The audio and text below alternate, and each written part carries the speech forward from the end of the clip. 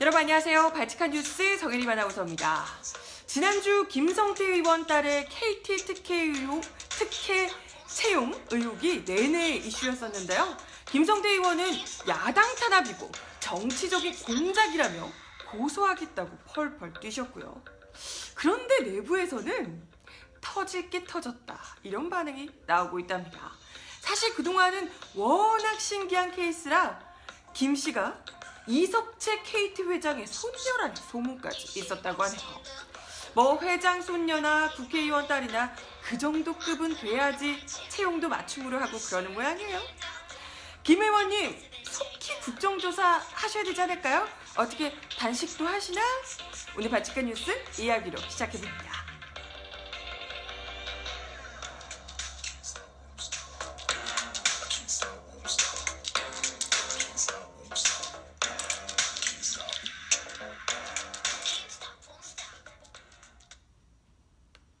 여러분 메리 크리스마스.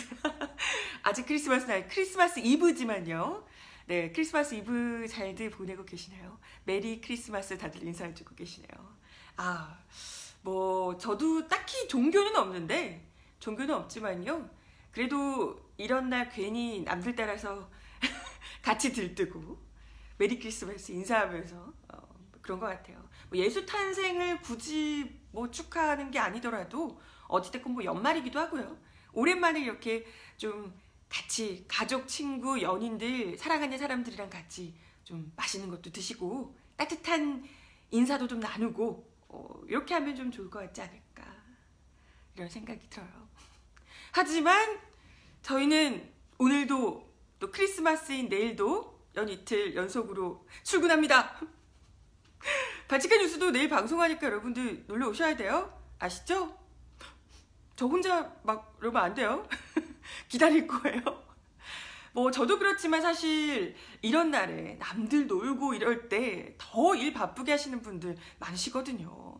특히나 이제 이렇게 춥고 이런 날 남들이 다 또 가족 친지들 모여서 친구들 모여서 이렇게 좋은 시간 보내고 있을 때 더 바삐 일하고 이런 분들이 특히나 더 좀 쓸쓸하고 외로울 수 있기 때문에 전 말고요.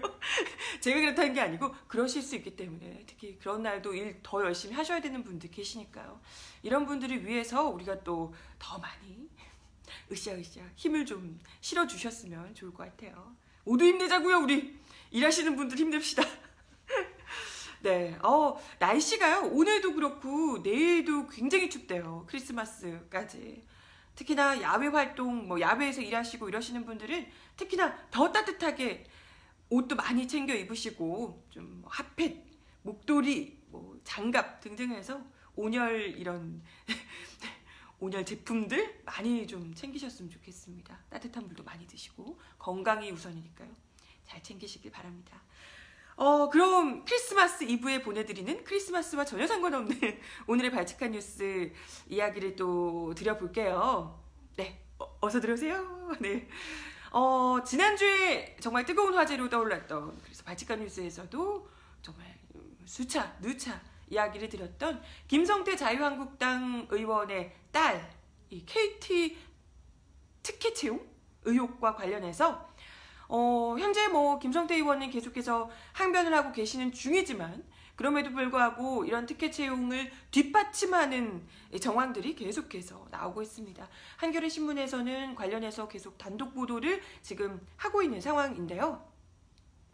김성태 의원의 딸 김 씨가 정규직으로 채용된 뒤에 다른 신입사원들과 달리 OJT를 비롯한 필수 교육도 제대로 받지 않고 인사발령을 받는 등 아주 비정상적인 과정이 있었다는 사실이 추가로 또 공개가 됐습니다. 21일자 KT 관계자들의 증언에 따르면요.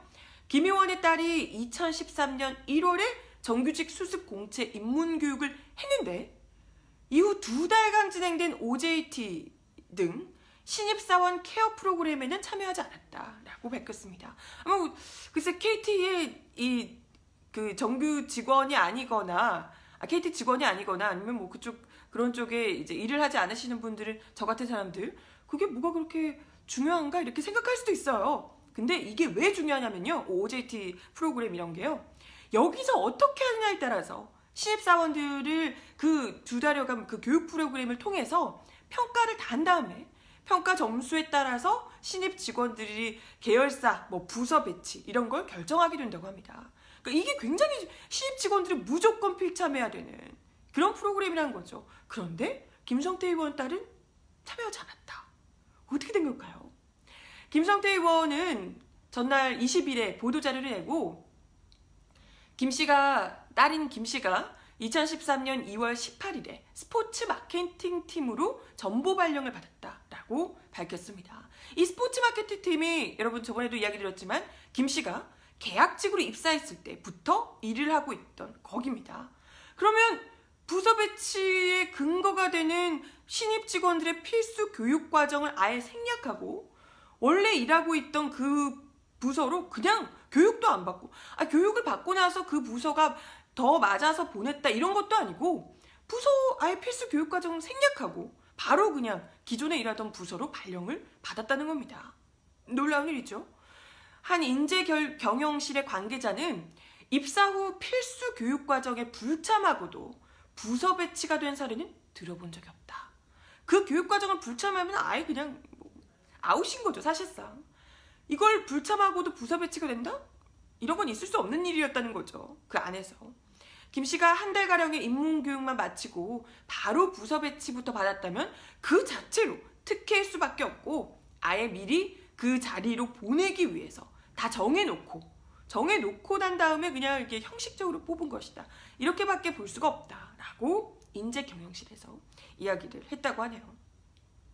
실제로 이 김 씨와 같이 정규직으로 공채로 입사를 했다는 신입 직원들은 시험에 합격한 뒤에 약 한 달가량 신입 직원 입문 교육을 받고요. 그리 짧게는 2달에서 길게는 3달 과정의 신입사원 케어 프로그램에 참여를 하게 된다고 합니다.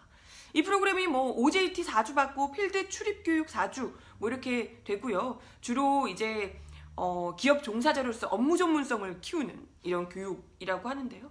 굉장히 이게 어렵대요. 이게 그냥 대충 하는 정도가 아니고 회사 내에서 굉장히 중요하게 생각을 하고 있고 뭐 개별 과제, 조별 과제, 보고서 등등해서 계속해서 평가하고 점수 매기고 이러는 과정이라고 해요.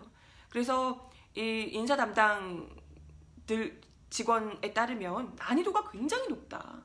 이게 하는 동안에도 뭐 조별 과제고 뭐 이런 것들이 같이 이제 들어온 직원들이랑 같이 협업해야 되는 것도 굉장히 많고 개인적 역량을 측정하는 부분도 엄청 살벌하고 굉장히 정말 빡빡한 프로그램이라는 거죠. 어렵고 빡빡한 프로그램.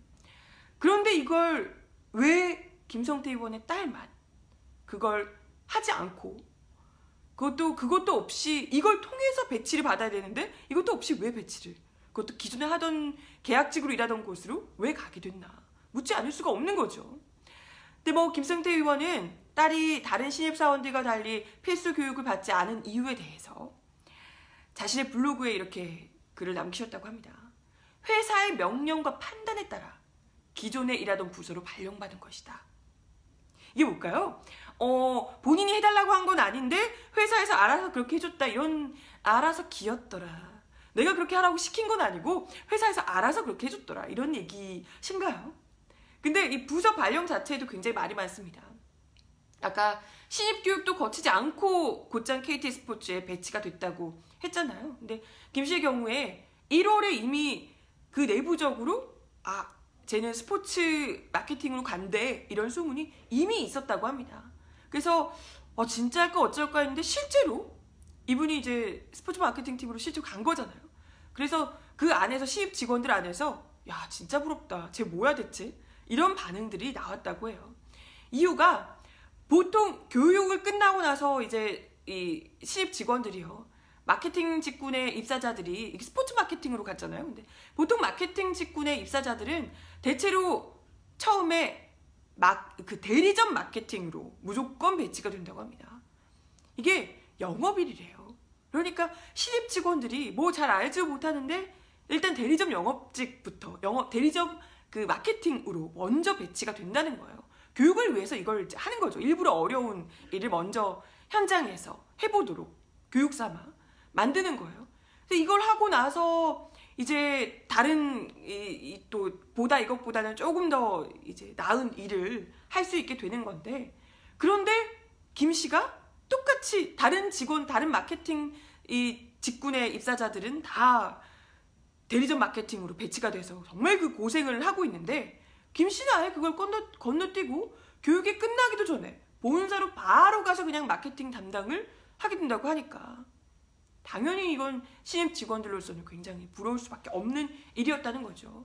실제로 김 씨와 함께 입사했던 신입 직원들은 2013년 1월 2일부터 교육을 받기 시작해서 최소 6월까지, 6개월 이렇게, 그리고 심화 교육까지 과정까지 이수한 사람들은 거의 10월까지 교육을 받았었다 그래요.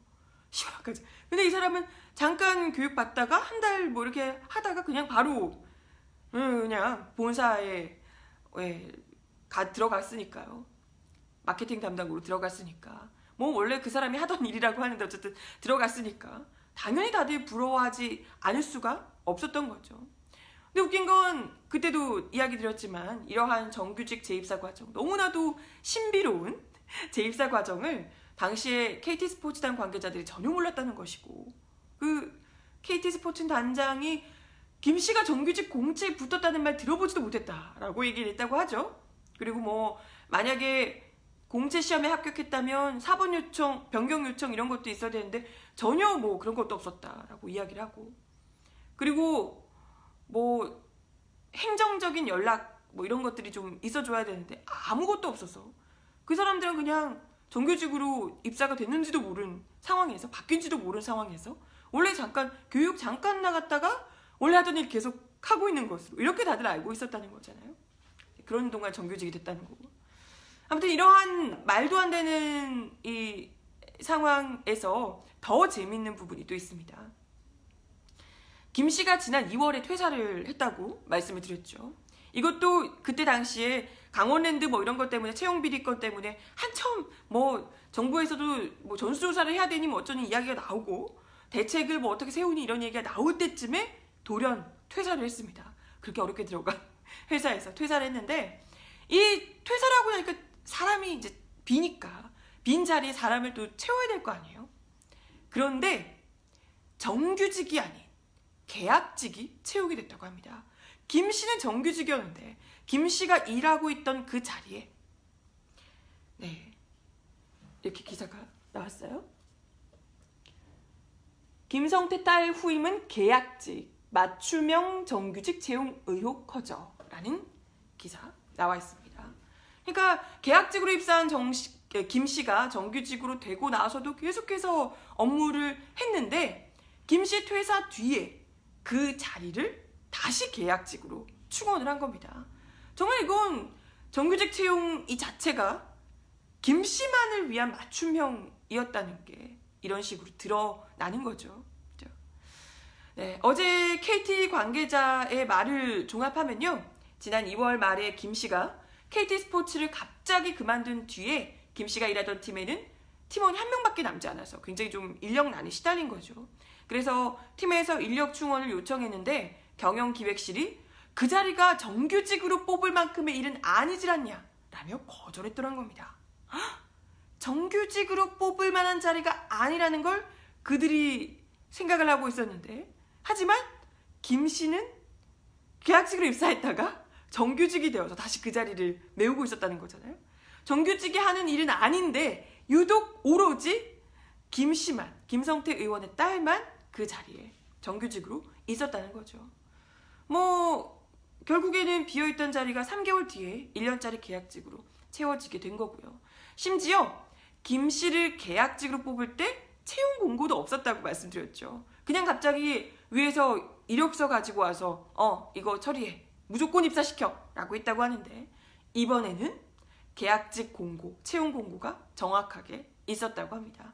뭐 현재 KT 스포츠 이 홈페이지에 그때 당시에 계약직 공고가 올라와 있대요. 김 씨 때는 없고 그 이후에 후임을 마련했던 그 채용 공고는 나와 있다고 합니다.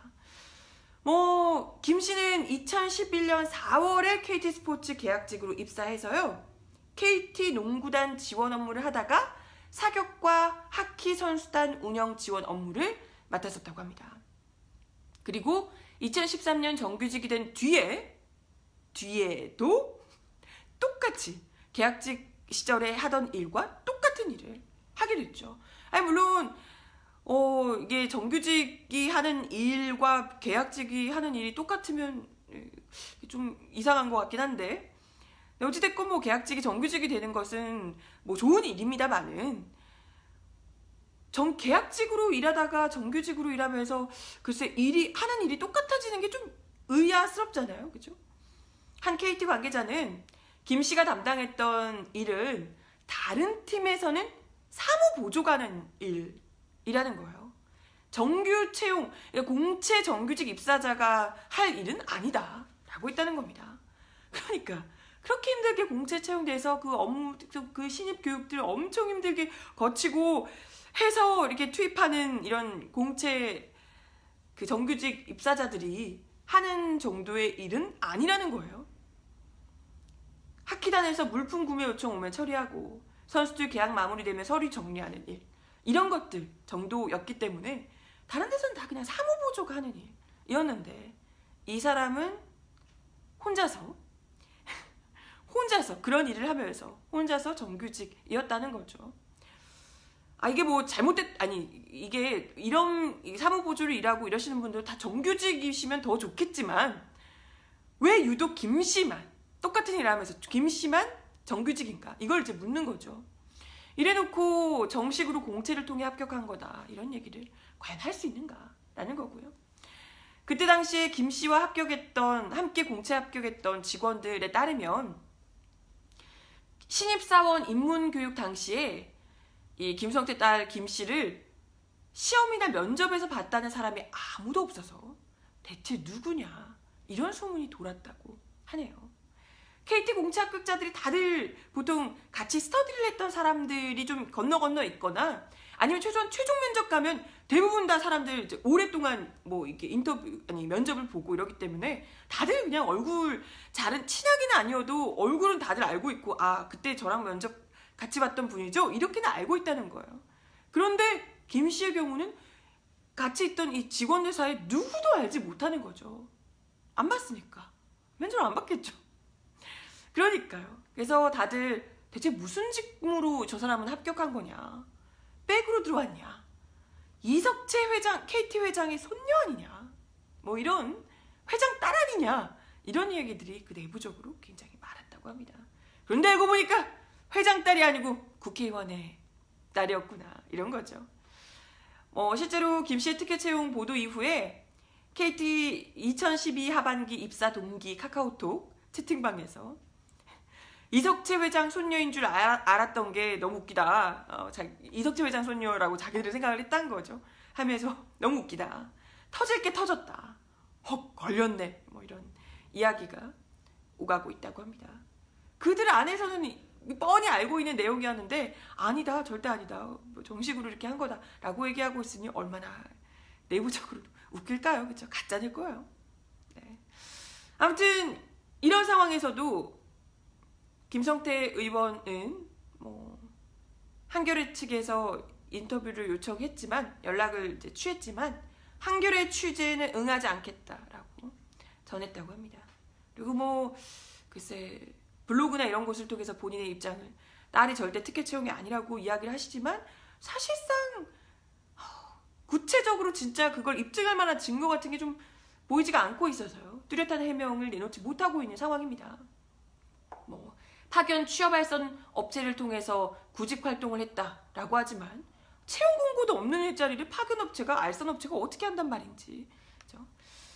하여튼 이렇다 할 해명을 제대로 얘기하지 못하고 계시더라라는 거고요.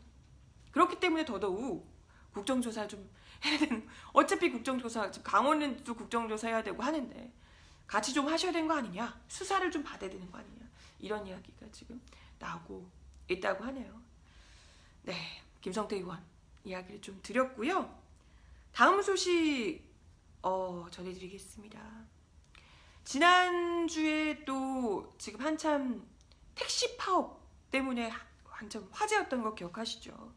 그런데 이 문재인 정부의 이 카풀 정책에 택시 업계가 맞붙으면서 거의 뭐 이제 굉장히 여의도를 가득 메우는 택시들 뭐 이렇게 파업하는 모습 보시고 하셨을 텐데, 여기서 이 파업하는 현장에서 자유한국당이 거의 뭐 뭐랄까요, 구세주처럼 등장해서 거기서 뭐 택시업계 분들의 열렬한 지지를 받으며 자기가 절대 맞겠다고 막 자유한국당이 뭐 그러고 있더라는 얘기를 이제 전해 들었거든요.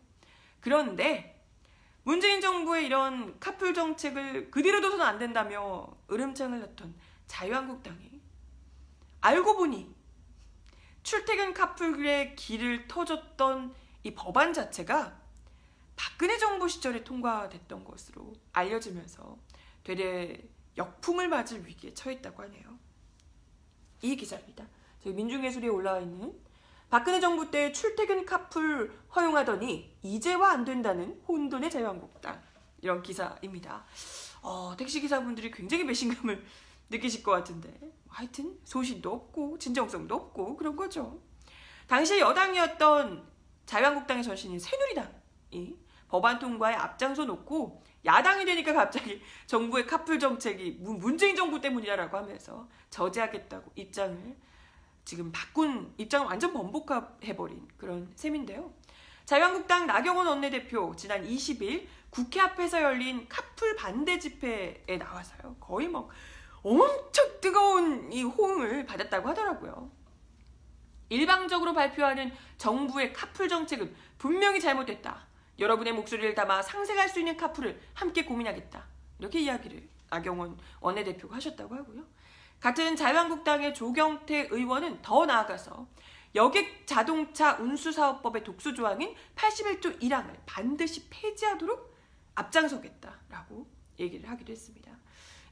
그 조경태 의원이 언급한 법안에는 자가용 자동차를 유상으로 운송용으로 제공하거나 임대해서는 안 되며 누구든지 이를 알선해서는 안 된다, 이런 내용이 적시되어 있습니다. 다만 출퇴근 시에 승용차를 함께 타고 있는 경우에는 예외로 두고 있는데, 택시업계에서 지금 이렇게 반발하는 이유는 출퇴근 시간이라는 게 좀 명확하지 않으니까 카풀이 언제든지 가능한 거 아니냐, 이렇게 이제 좀 해당 조항 자체를 없애야 한다라고 요구를 하고 있는 거죠.